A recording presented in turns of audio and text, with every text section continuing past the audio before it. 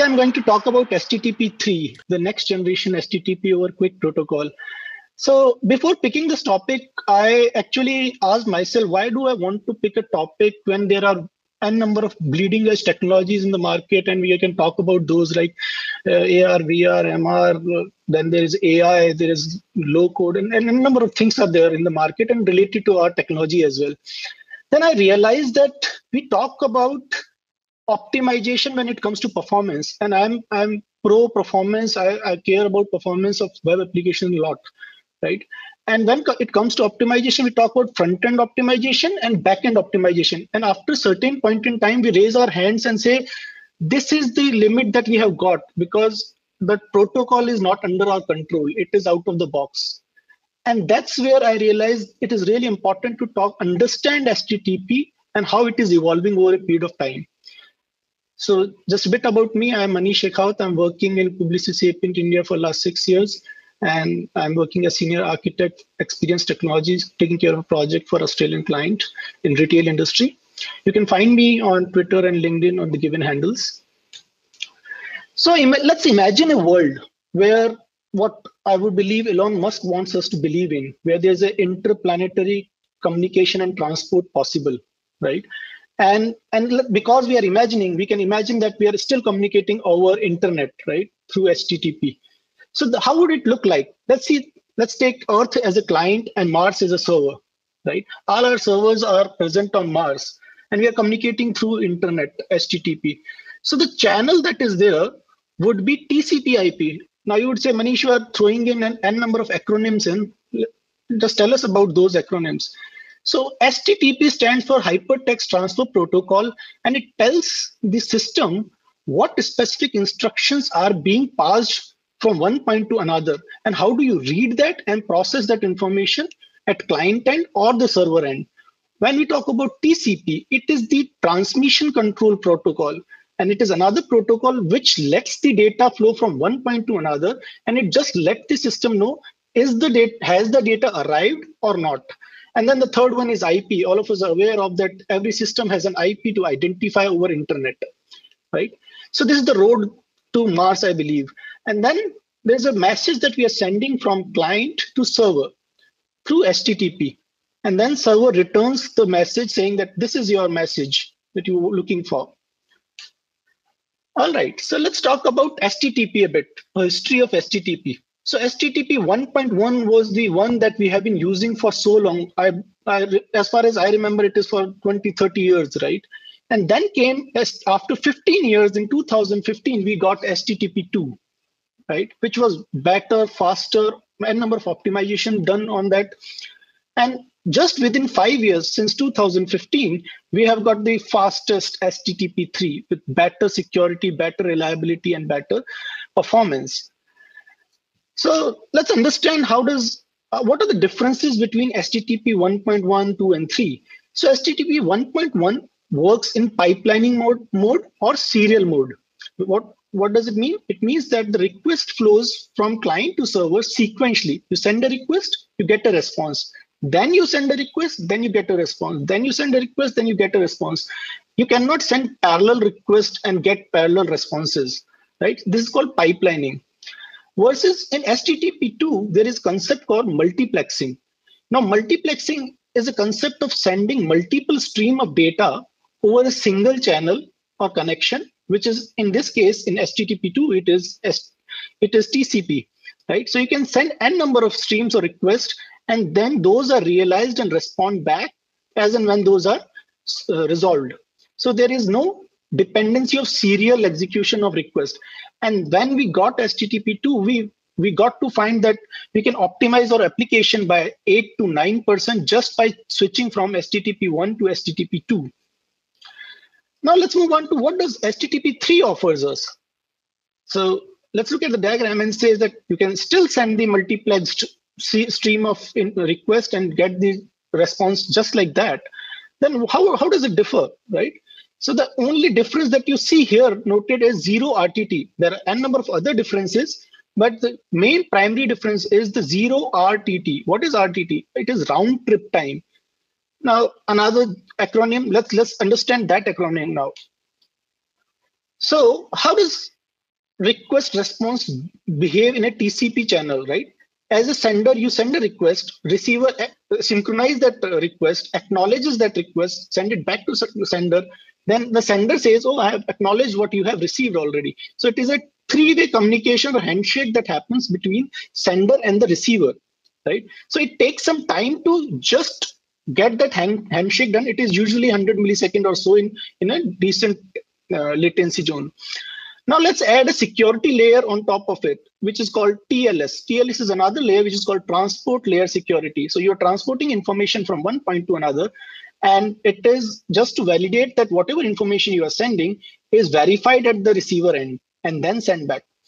So when you add that into the picture, you will say that the first time it is taking 300 millisecond, but next time onwards it will take 200 millisecond. So you added security, but you are at a loss of the time or the performance, because now you are adding milliseconds to the request. Now I'm introducing another acronym here, which is called QUIC, right? Which is the base or the crux of HTTP3, which is equivalent to TCP plus TLS model. But here, what you see is, for the first time, you take 100 millisecond to acknowledge that the sender has sent the request to receiver and check the security as well. But going forward, all the subsequent requests will have zero round trip time. There is no validation of the request again and again. So let's talk in detail about QUIC, which is Quick UDP Internet Connections. Now it seems like an inception, right? Because there is another acronym inside an acronym. So UDP, what is UDP? UDP is User Datagram Protocol. It is the replacement for TCP, which has been ruling the world of internet since 30 years or so. So let's look at the QUIC layers, or I would call it the features of QUIC, right? So QUIC covers all the features of HTTP2, and those features are: it is in binary format, it has multiplexing, it has flow control, it can do prioritization of requests, it can do compression of headers, it can do server-side push, right? So all the features that you have been using in HTTP2 are still there in HTTP3. But there is an improved, I would say, security layer, because earlier TLS was 1.2 version. Now TLS has improved its version to 1.3, and it adds more security to the layer. And then the third one, which is the reliability layer, which is covered by UDP. And that's how the stack looks like for HTTP2, where you have Internet Protocol, TCP, TLS, and then HTTP2. Versus HTTP3, where TCP is completely removed and replaced by UDP plus TLS 1.3. So QUIC enables protocol optimization, what we have been looking for years till HTTP2 came in, and then now in HTTP3. At the same time, TLS 1.3 provide more secure and faster communication. Now let's understand what was the problem with HTTP2 when we already had that multiplexing thing in picture, and we only got one clarification of 0 RTT, right? So there is still a problem in HTTP when it comes to head of line blocking. So TCP is the reason behind there is a problem with HTTP2. So how does the request flow in? How does the stream of data flow in HTTP2? There's a chain of data or multiplexed stream of data merged into a single TCP connection, which is sent from client to server. And in case of HTTP3 with QUIC, there are parallel streams of data which are not merged and have their own flow of streams reach to server. Now, as soon as a single chain is broken in case of HTTP2 and a data packet is lost, the system will try to retain or recover the data packet and will hold the request serving until that data packet is resolved or recovered, or otherwise it will fail and all the streams would fail in one go. Versus in HTTP3, let's say one of the stream fails, then the other streams continue to be served with the same performance. So that is called head of line blocking problem with TCP. Now we have covered HTTP3. What are the benefits of HTTP3? Better performance, more secure, 0 RTT, round trip time. HTTP2 benefits, all of them that we talked about. Improved congestion control. So whenever there is a traffic problem and there is a lot of load that is coming on your server, HTTP3, the layers of HTTP3 take care through the congestion control and which could be customized. So that is another improvement that has come from HTTP2 to HTTP3, that you can have an improved layer of congestion control which could be customized by the developers. Then we talked about no head of line blocking problem. Now with those data, Cloudflare did some more research and found out in their own proof of concepts that how does it, what are the data-based performance that we can identify. So they found out there is a total 14% of performance improvement in the system with HTTP3, 17% of reduction in latency because there is no round trips happening. And then there's a 13% improvement in TTFP, which is time to first byte for an application, and 8% total improvement into the page load time performance. But not all the things that looks like gold have all the golden properties, right? There are drawbacks, and it comes with drawbacks. We are in a world where we are still working on HTTP 1.1 and HTTP 2 is still in adoption phase, right? And with the Quick being developed very recently, I think it started in 2012 by Google and Facebook with a Quick protocol that they brought to the IETF forum for protocol definition. And that's where it is not yet matured and people are building their own custom versions of Quick protocol. And that increases there is no standard Quick API available. And it is failing the request response by 3 to 7%. And also because Quick is not the software stack and the operating systems for the servers are not optimized for HTTP3 or Quick by default, it is very CPU intensive to work on the HTTP3 protocol. And also tools and services are not yet available.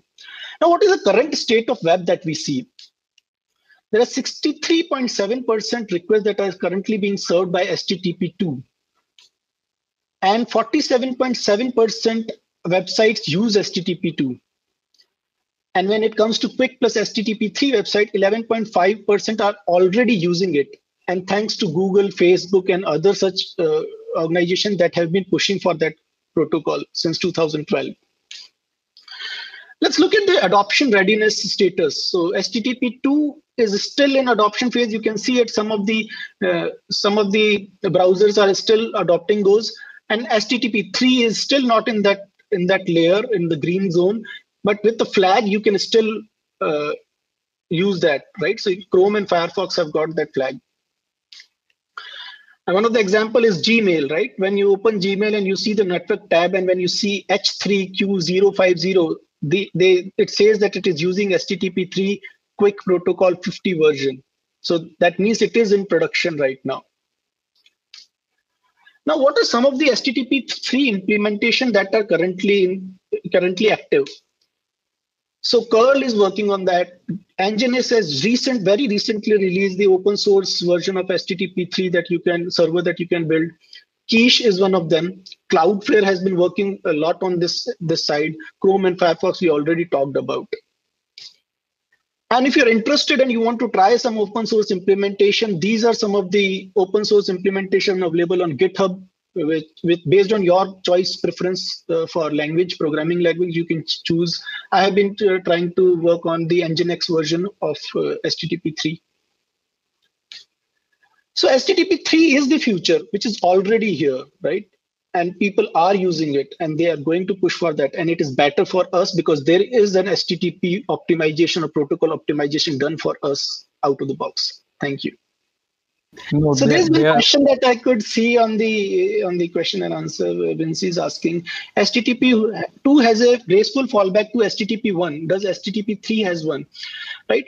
So the reason behind HTTP3 not actually going away with TCP and using UDP was that the boxes, the hardware does not have to change. That was the primary reason why TCP was not going away for last 30 years. And they found UDP as one of the protocols which helped them resolve the problem without changing anything in hardware, right?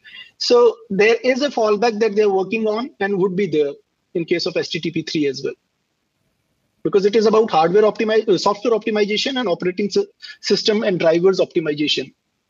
Okay, there is one more question. How is HTTP3 more reliable if it is used in QI quick? Yeah. Right. So there was this question that when you compare TCP with UDP, the difference that you see is that TCP is more towards security because it is validating the request by saying, oh, I acknowledge that, I synchronize that, I acknowledge that request, I'm sending it back to you. You also acknowledge that, right? And verify that a request is there. And they check the error conditions if there are any error scenario. While UDP does not do that, right? It does all the work that TCP do, but does not do the error validation. But at the same time, because it does not do that, it gives you the right, UDP, to implement your custom implementation for reliability layer where you say, okay, the system have received the request. And when you saw the multiplexing, right, head of line blocking thing that we talked about, when you look at that, the requests or the streams of data that is flowing in, even if there is a single stream that does not end till the receiver, the other stream will still go. Versus in case of TCP, when the data was going in there, even a single stream that is or the data packet that is lost during that time, all the stream will fail. Versus you are only losing one of the stream which failed, right? So it is more reliable. So if you are sending 10 data packets, if one fails, 9 will still reach. Versus in TCP, if one data fails, all 10 of them will not reach. Next question is, what is UDP? Yeah, so as I said, it is again similar protocol which replaces UDP. It is a user datagram protocol which does all the things that TCP do, but without error validation.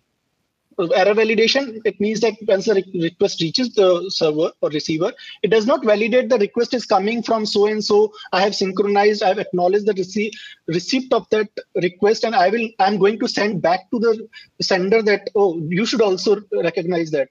So it does not do that. It says, oh, you have given me the request, I will serve it and transport it. So it is a transmission control protocol, just like transmission control protocol, to pass that information and not validate that.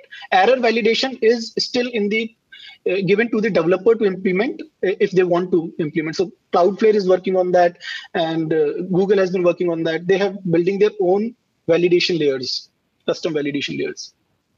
Okay, one last question, Manish. HTTP is a top application layer protocol. Is it really dependent upon hardware? Right. So this is really interesting because what happens is when we say HTTP, we only talk about hypertext transfer protocol, right? And it talks about only web request response header, whatever being sent. But when you look behind the stack, when you look at the pyramid that I showed, it has internet protocol, TCP, TLS, Quick, UDP, you name it, there are n number of protocols running behind it. And some of them are related to hardware, some of them are related to drivers, some of them are related to operating system, because any change that you do in any of the protocol is going to impact HTTP finally, right? So that's where I was telling that it took us 30 years to move away from TCP. And the reason was that people were very skeptical about making any change into the hardware, the boxes, that n number of servers that are running, and the middle boxes that are bouncing off the request from one point to another, which eventually adds latency. But so people were skeptical about it, but now they are doing it because UDP says that you do not have to make major changes in your boxes or middle boxes or the servers. You just have to change the way the software optimization needs to be done rather than hardware optimization. I hope it answers. Thank you. Thanks a lot.